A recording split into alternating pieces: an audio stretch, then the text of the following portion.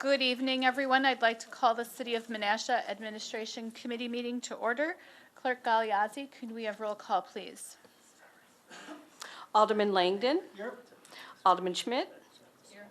Alderman Ted Grady. Alderman Rapella. Here. Alderman Nichols. Here. Alderman Taylor. Here. Alderman Sevenik. Here. Alderman Tom Grady is absent. Thank you. We have two sets of minutes to approve this evening. The Administration Committee meetings minutes from January 6th and the special Administration Committee meeting from January 6th. Is there a motion? Alderman Rapella. I'll make a motion to approve the Administration Committee for January 6, 2020, and also the Special Administration Committee on January 6, 2020. Second.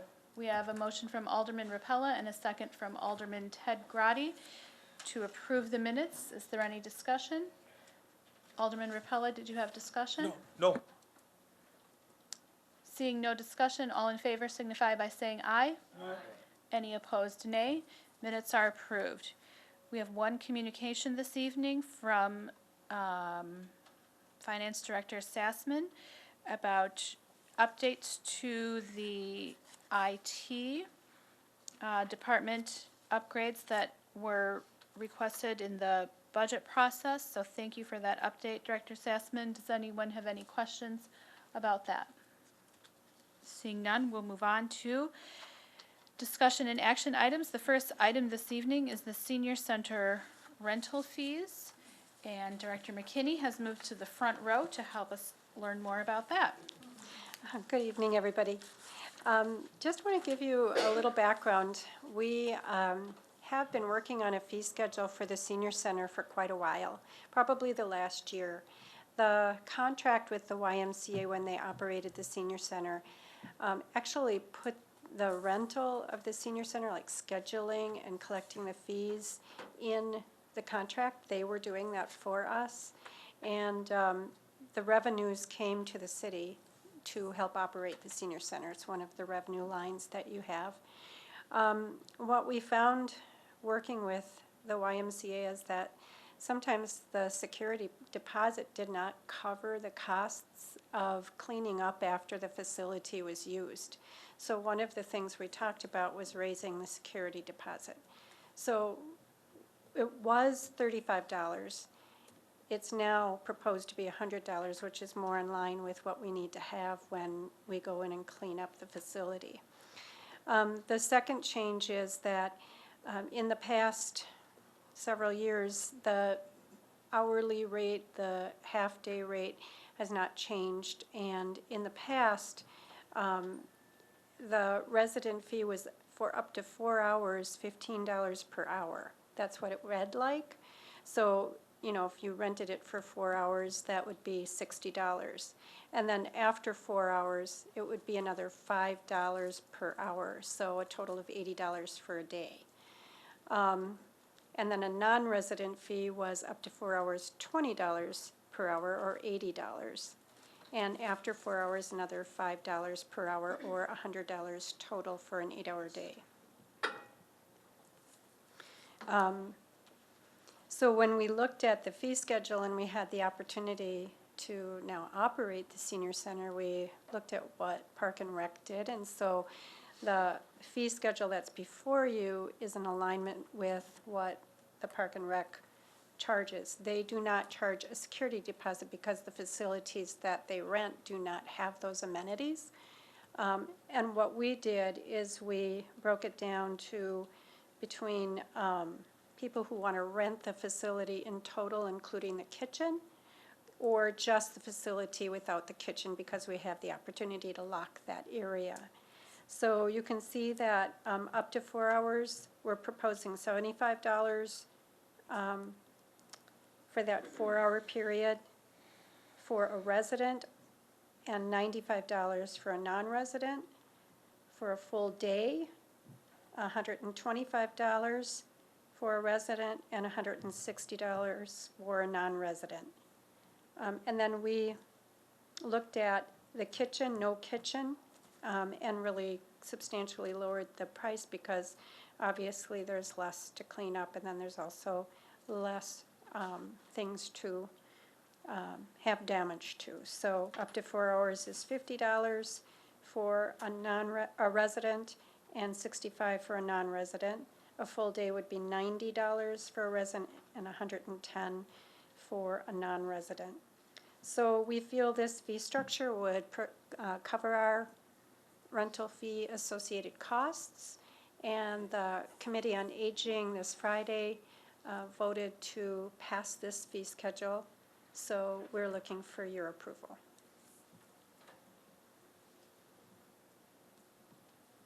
Thank you, Director McKinney. And just to be clear, the memo also states that the deposit may be refunded dependent upon the condition of the facility after use. Yes, that's correct. Thank you.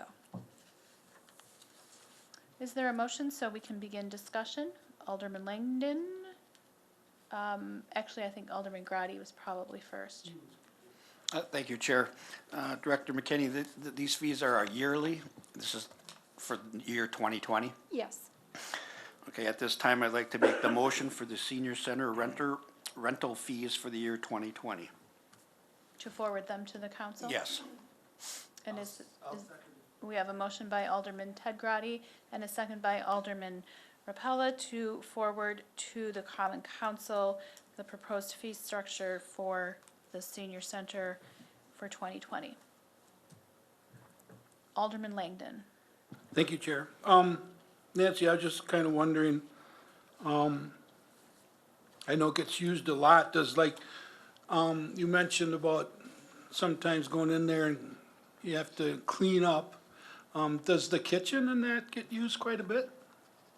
It depends on, who's renting it, of course. There are a lot of people that hold, showers and, obviously they may want to use the kitchen facilities at that time. And then there are other folks that rent for purposes of just gathering and to do, cards or, an event that doesn't involve food or a limited amount of food that doesn't require refrigeration.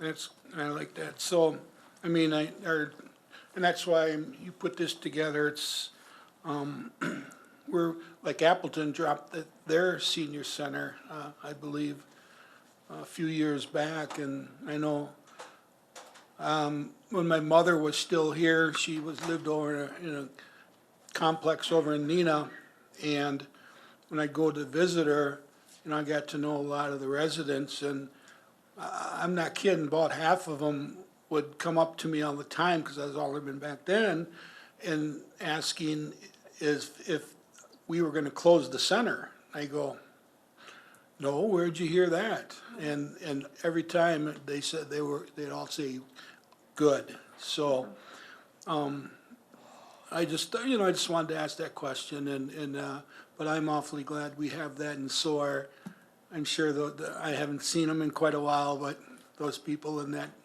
complex are still excited, so thank you. You're welcome. Is there any other discussion? There is a motion on the floor to forward this recommendation to the council. Seeing no other discussion, we'll take a roll call vote.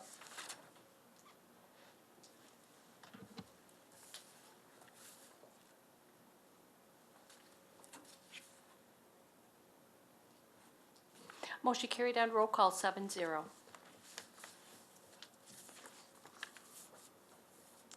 The last item of business this evening is debt refunding opportunities and 2019 CIP project borrowing. This item has become very fluid over the last few days, so I'll let Director Sassman provide a brief update. Thank you. As you guys can see in the memo, Ellers, our financial advisors, about a week ago presented us with some refunding opportunities with some current state trust fund loans.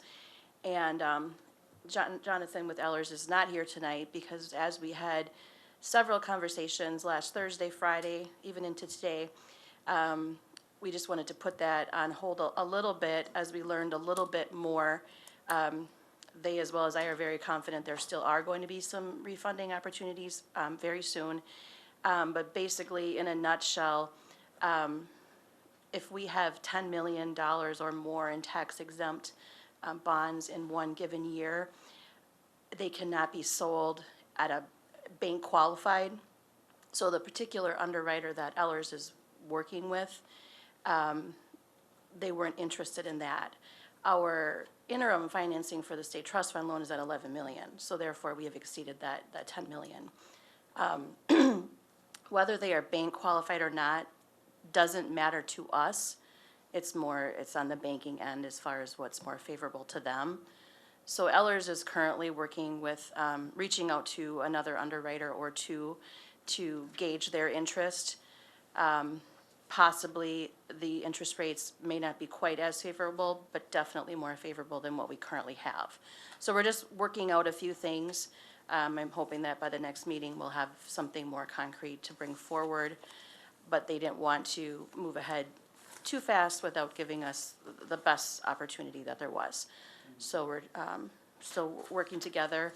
I think still an appropriate motion would be to, allow us to move forward in working with them to bring something forward. As the chair, I think we can wait for you to be able to bring something forward to the administration committee at the next meeting or whenever it's ready.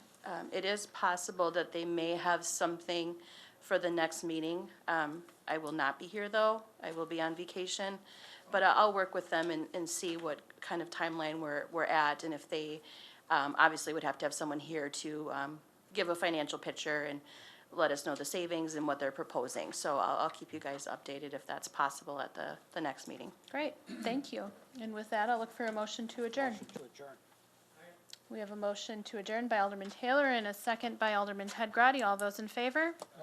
We are adjourned.